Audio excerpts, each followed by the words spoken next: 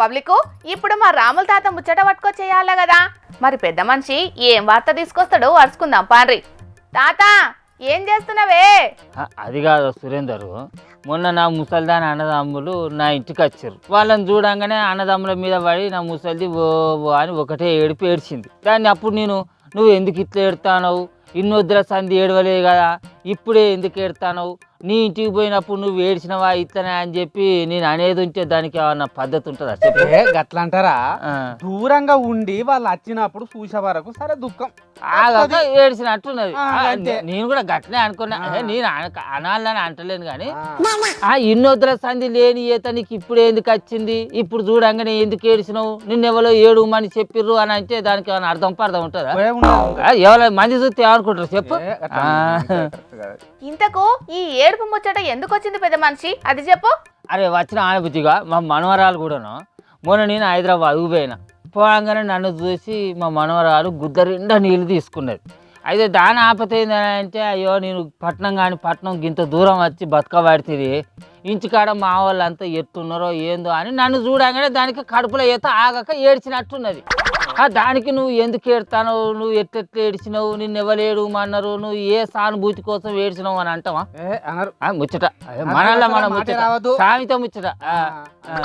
అరే నాయనా, ఇంతకు ఏడుపుల ముచ్చట ఎందుకు అది చెప్పరాదే తాత, నీకు పుణ్యం ఉంటది గాని. ఎందుకు అని అంటే ఇప్పుడు ఏడుపుల మీదనే రాజకీయం అంతా నడుస్తుంది. ముచ్చట మీద ముచ్చట సామెత ముచ్చట అయితే ఆ ముచ్చట చెప్పుకుంటాను గంతే. అరే ఇప్పుడు ఈ ఏడుపు మీద రాజకీయం చేస్తున్నది ఎవరు, నీకు తెలిసిన ఆ సామెత ముచ్చట ఏందో చెప్పరాదు? ఇంకెవరు చెయ్యిపాచోళ్ళు కారుపాటి తరపున జూబ్లీస్ లో పోటీ చేసి అక్క పేరు ఉండేగా మాగంటి సునీతక్క. అక్క మొన్న ఓ మీటింగ్ లా ఆమె భర్త మాగంటి గోపినాథ్ సార్ను యాద్ చేసుకొని కళ్ళనీళ్ళు పెట్టుకున్నది. ఇక ఆ ముచ్చట మీద ఓ తీరు ముచ్చట్లు మాట్లాడతారు చెయ్యిపాచోళ్ళు. ఇది పద్ధతేనా చెప్పు? అవును నిజమేనే తాత. కేసీఆర్ సార్ దగ్గరకు పోయినప్పుడు రాని ఏడుపు గా మీటింగ్లని ఎందుకు ఏడ్చింది మాగంటి సునీత? అట్లా ఏడ్చే సానుభూతితోని ఓట్లు సంపాదించుకోవాలని చూస్తున్నారు కారు పట్టోళ్ళు అని అంటున్నారే చెయ్యి పట్టోళ్ళు. అరే అట్లా మాట్లాడు ఏం పద్ధతి అన్నట్టు చెప్పు? కేసీఆర్ సార్ను చూడంగానే దుఃఖం రావాలని ఏమన్నా రూల్ ఉన్నదా చెప్పు? అట్లా మన ముచ్చట. అరే ఎప్పుడు మందిలకు రాని ఓ ఆడిబిడ్డ భర్తను పోగొట్టుకొని మందిలకు వచ్చినప్పుడు ఆ మందిని అందరిని చూసినప్పుడు దుఃఖం వచ్చింది భర్తను యాది చేసుకొని. అరే తన భర్త గోపినాథ్ సార్ను నమ్ముకొని గంతమంది కార్యకర్తలు వచ్చినప్పుడు ఆ కార్యకర్తలందరినీ చూసి భర్త యాదికి వచ్చి ఏదో ఈతతోటి దుఃఖం వచ్చింది. దానికి గిన్ని తీర్ల ముచ్చట్లు మాట్లాడు పద్ధతేనా చెప్పు? ఒరే అట్లా కాదటనే తాత. హరీష్ రావు సారు కేటీఆర్ సారు కావాలనే ఆ మాగంటి సునీతక్కను ఏడవమని చెప్పిండ్లని అంటున్నాడే పొన్నం ప్రభాకర్ సారు. ఇక మరి ఆ ముచ్చట పొన్నం ప్రభాకర్ సారు ఏ సందులుండి ఉన్నాడో ఆయనకే తెలియాలి. అరే అది కాదు పిల్ల, మన ముచ్చట చెయ్యి పార్టీ ఇప్పుడు అధికారంలో ఉన్న పార్టీ ఇప్పుడు ఏమేమి అభివృద్ధి చేసిర్రు, ఇప్పుడు నిలుచున్న మనిషికి ఓట్లేసి గెలిపించదు ఉంటే ఏమేం పనులు చేస్తాము అనేది చెప్పుకోవాలి. జనాల దగ్గర నుంచి ఓట్లు రాబట్టుకునే ప్రయత్నం చేసుకోవాలి. అంతేగాని ఏదో భర్తని యాద్ చేసుకొని ఏడ్చిన ఆడిబిడ్డ ఏడుపు మీద పడి ఏడితే ఏమవుతుంది చెప్పు? చెప్పంటే ఎవరు చెప్పాలి? మందికి మంచి చెడ్డలు చెప్పే లీడర్లే ఏడవబట్టిరి. ఓ వాళ్ళు అట్లా ఏడితే జనాలు కూడా ఎట్లా ఏడిపియాలనో అట్లా ఏడిపించేటందుకు రెడీగా ఉన్నారు. అరే అది కాదు సురేందరు, ఈ రోజులల్లా ఏడితే సానుభూతితోటి ఓట్లు పడే రోజులైనా చెప్పు? బెదిరిస్తే బెదిరి ఓట్లేసే జనాలు ఉన్నారా లోకం మీద? నోటుకు ఓటేసి చేతులు దులుపుకునే కథలు ఉన్నాయి ఈ రోజులలో. అరే ఎవ్వరు ఎట్లా మభ్య పెడతాను, ఎవ్వరు ఎన్ని వేసాలు ఎత్తాను, ఎవ్వరు ఎన్ని కథలు పడతాను, ఎవ్వలకు ఓటేయాలి, ఎవరిను గెలిపియాలి, ఎవరిను గద్దె దింపాలి, ఎవరిను గద్దె మీద కూర్చుండబెట్టాలి అనేది జనాలు ముందుగానే పిస్కై ఉన్నారంచను. అవునవును ఇదైతే నిజమేనే తాత. ఇవి మున్పటి రోజులు కావు, ప్రతి ఒక్కరి చేతిలో పలక ఫోన్లు ఉంటున్నాయి. ఎవరు ఎసంటి రాజకీయ డ్రామాలు ఆడుతున్నారు అనేది అందరూ తెలుసుకుంటున్నారు. మరి ఇక అంటావు జనాల ఓట్లు రాబట్టుకోవాలని అంటే ఈ లేనిపోని ముచ్చట్టు మాట్లాడు కాదు. మేము ఇప్పటి వరకు ఏమేమి హామీలు ఇచ్చినాం, ఏమేం పనులు చేసినాం, ఎంత అభివృద్ధి చేసినాం, ఇంకా ఏం అభివృద్ధి చేస్తే మంచిగా ఉంటుంది అనేది జనాలకు చెప్పుకోవాలి. వాళ్ళ దగ్గర నుంచి ఓట్లు రాబట్టుకోవాలి.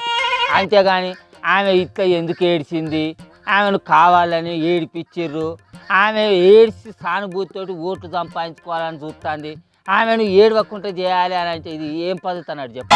అసలే ఇది పద్ధతి కరెక్ట్ కాదు. ముచ్చట్లేనా? కాదు, అసలే కాదు. అసలు ఖచ్చితంగా ముచ్చటే కాదు ఇది.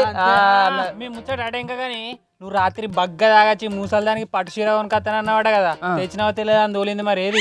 వచ్చిన అన్యాలం పాడుగాను ఓట్లకు ముంగట లీడర్లు ఇచ్చే హామీలకు గ్యారెంటీ ఉంటుందా? ఏమో అట్లనే తాగుపోతాడు తాగినాక చెప్పే మాటలకు గ్యారెంటీ ఉంటుందా? అసలే ఉండదు. అట్లనే నేను కూడా ఇంత తాగినాక ఇంటికి పోతే ముసలి దంతదేమోనన్న భయానికి ఆయన లస్కిని నీకు ఖచ్చితంగా రేపు పొద్దుగాల పట్టుచీర కొనుక్కొస్తా తీయ అని చెప్పి పెగ్గెలకు వచ్చిన. వాటికి ఇప్పుడు కట్టుబడి ఉండాలంటే నేనేం కట్టుబడి ఉంచాను?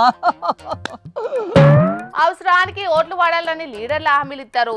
తాగిన నిన్ను ఏమనొద్దని ముసల్దానికి నువ్వు వరాలు ఇచ్చినావు.